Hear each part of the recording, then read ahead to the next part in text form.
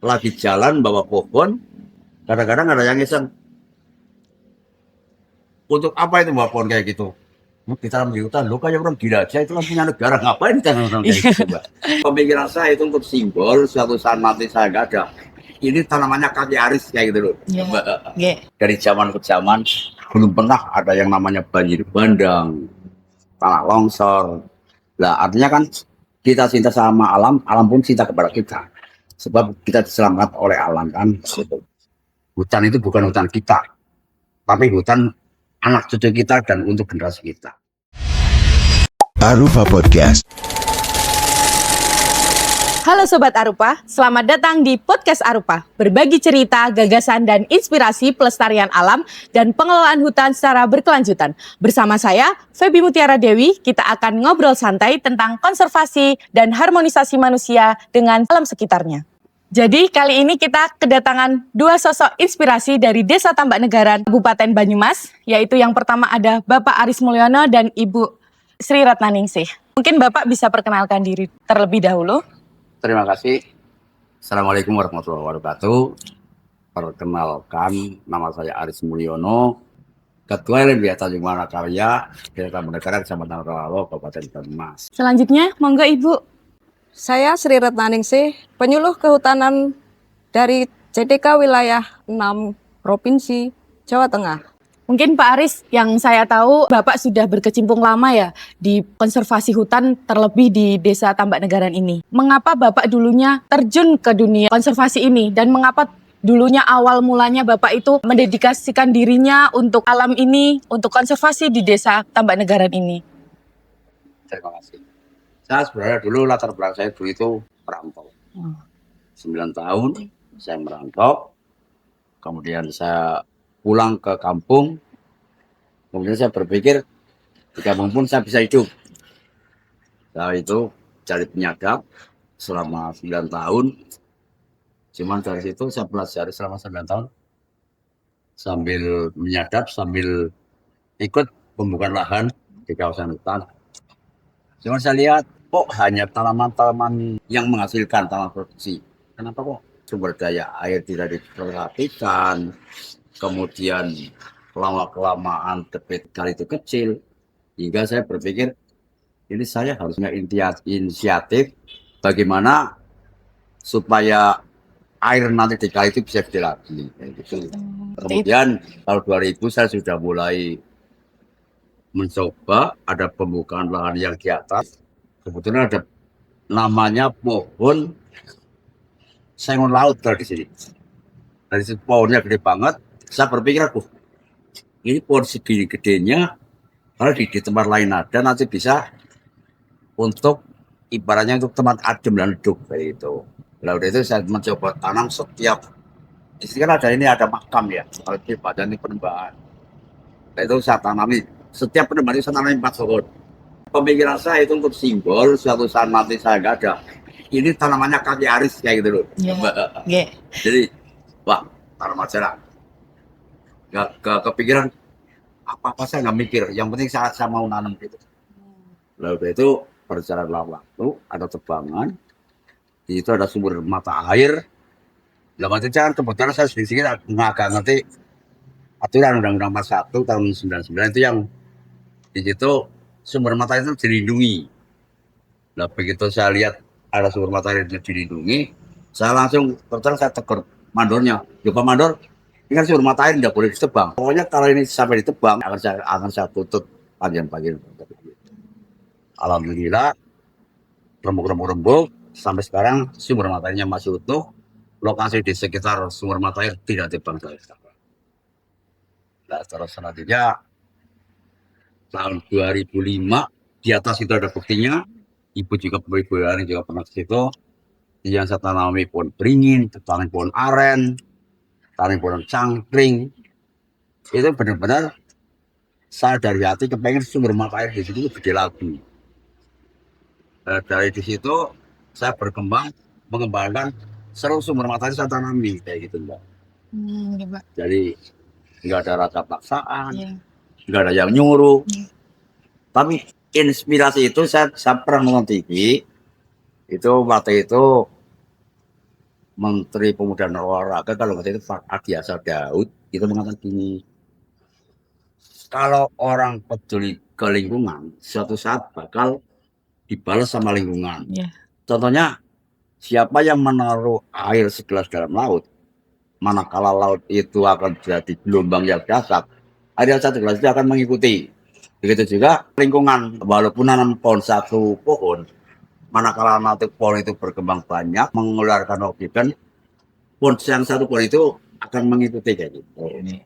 Dari situ saya memang semangat. Cuman kadang-kadang yang namanya manusia ya, lagi jalan bawa pohon, kadang-kadang ada yang iseng. Untuk apa itu bawa pohon kayak gitu? Kita di hutan, lo kayak orang gila aja, itu kan punya negara, ngapain kita orang kayak gitu, Mbak? Tapi saya udah nggak usah dipikir. Yang penting saya bertujuan pengen pertama hijau, kawasan hutan hijau, yang kedua itu sumber matahari gede. Gitu. Terus saya belajar dari sejarah. Bapak saya ini dulu ini jelek tapi saya sampaikan. Itu tukang Bandung, tukang nyolong kayu. Nah, apa hasilnya jadi tukang nyolong kayu setelah tua ini ternyata punya penyakit yang luar biasa dalam badan.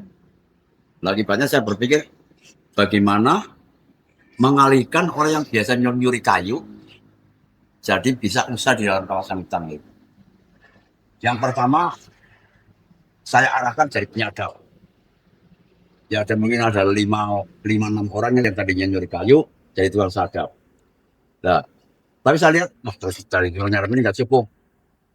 Begitu tahun 2001 ada pembukaan lahan itu luas banget. Waktu itu 64 hektar. Itu saya saran itu coba. Pokoknya kamu harus ikut cari petani. Alhamdulillah berkurang lah itu. Oh, yang biasanya nyuri kayu jadi petani makin lama itu sadar. Dari situ Bapak mulai berpikiran untuk gimana caranya biar hutan juga tetap ada, terus nggak berdampak yang buruk juga ke diri sendiri gitu ya Pak. Ya. Kemudian saya juga berterima kasih sekali sama penyeluruh kehutanan yang sering memberikan wawasan, petunjuk, kemudian pembelajaran bagaimana agar masyarakat itu sadar tentang sumber daya alam maupun sumber daya hutan, fungsi maupun manfaat. Cuman sampai hari ini, kalau slogan kehutanan kan hutan lestari, masyarakat sejahtera. Ini yang saya jadi PR sampai hari ini belum selesai. Bahkan setelah usia tua, ini baru akan terlaksana ya Bu. Ya, semoga. Amin. Penanaman pohon yang akan menghasilkan untuk masyarakat dalam kawasan hutan, ya itulah mungkin yang namanya hutan lestari masyarakat sejahtera. Sebab di situ ada pohonnya berbuah menghasilkan untuk masyarakat. Jadi sumber daya hutan yang juga ada, juga kesejahteraan masyarakat juga ada. Mungkin kayak gitu Mbak. Menurut saya tapi. Iya Pak, iya Pak. Iya. Bagus sekali Pak. Iya. Iya. Pak Aris memang luar biasa ini. Beliau itu punya kelebihan di samping dia profesional banget dalam mengelola hutan begitu. Pengaruh terhadap masyarakat, terhadap anggota juga bagus.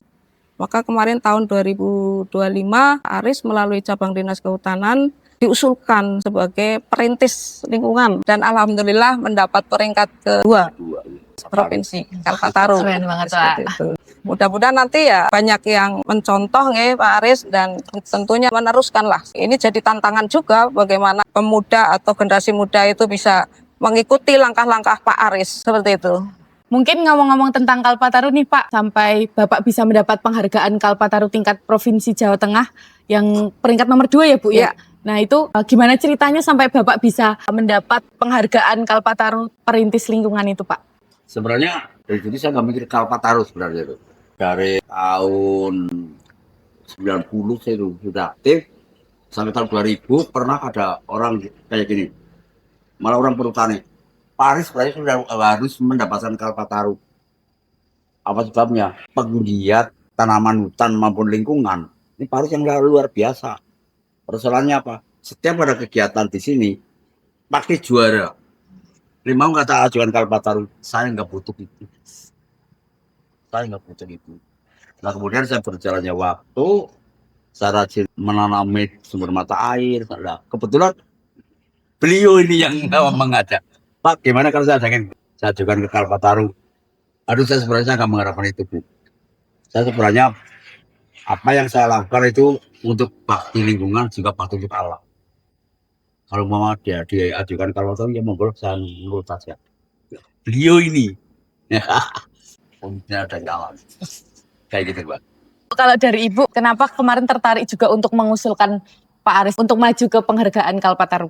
Nah ini ketika saya mendampingi LMDH, saya kan mestinya banyak ketemu ya Pak Aris, sering berdiskusi, obrolan sana sini, terus mengulik. Dari hasil kulikan kemudian pembuktian.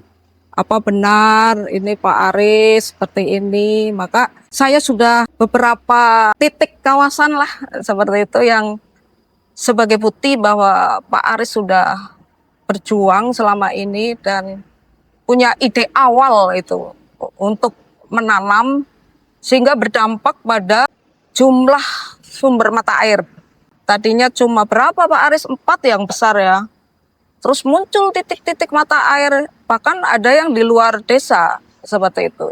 Sehingga saya bilang, wah ini Pak Aris sudah luar biasa ini. Tentunya pemerintah harus memberikan apresiasi seperti itu. Maka saya ajak, gimana Pak Aris? Mau ya ini untuk kita usulkan, artinya dari CDK begitu yang mengusulkan dari Cabang Dinas Kehutanan wilayah 6 untuk bisa mengusulkan Pak Aris mendapat penghargaan Kalpataru. Nah sejak itu kemudian ada penilaian baik di tingkat provinsi dan alhamdulillah itu tadi sudah mendapat peringkat kedua terbaik. Belum bisa yang pertama ya Pak Aris. Kuburan tadinya gersang. Itu tahun 2005 itu saya ikut rapat RT, sosialisasi masalah LGA. Itu tolong kuburan dihijaukan, kenapa sih? Bibitnya nggak ada, tak kasih bibit gratis. Waktu itu kan lagi rame-ramenya Jati Super itu kan. Kita kasih materi pohon silakan tanam. Sekarang itu tidak menasibkan ya. Cuman saya ada 3 pohon yang saya nggak boleh. Siapa berani nebang pohon jati itu berurusan dengan saya. Tujuannya apa? Untuk ikon taman negara. Satu. Yang kedua kuburan yang ini, yang di dekat Balai Malang. Itu saya tantang. Siapa yang berani menjual kayu yang ada dalam lahan kuburan? Gugat ke pengadilan. Saya orang saya yang berani, lainnya nggak ada. Pemikirannya itu apa? Kuburan itu punya desa, bukan kayak gitu. Itu punya masalah banyak. Sampai sekarang nggak ada yang berani yang seperti kayu. Dulu kan tiap tahun dijual, manfaatnya luar biasa. Sumber mata di sekitar itu gede, terus hawanya adem. Itu Mbak. Ya Pak, kan Bapak juga bisa dibilang udah nggak muda lah ya gitu kan. Pesan untuk generasi muda yang akan datang terkait dengan gimana cara melestarikan hutan, tetap menjaga hutan agar lestari itu seperti apa Pak? Pesan saya kayak gini untuk para generasi muda, apabila kita cinta kepada lingkungan, pasti kita akan dicintai oleh lingkungan. Lingkungan apa? Yang pertama, lingkungan kita sendiri. Yang kedua, alam. Contohnya dari saya, dari zaman ke zaman, belum pernah ada yang namanya banjir bandang, tanah longsor. Nah, artinya kan kita cinta sama alam, alam pun cinta kepada kita. Sebab kita diselamatkan oleh alam kan.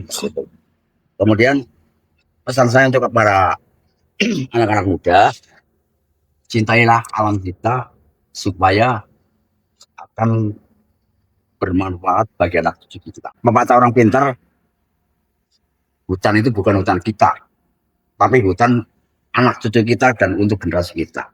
Jadi semoga anak-anak muda sekarang akan aktif bergerak di bidang lingkungan, juga di bidang pelestarian alam dan pelestarian hutan.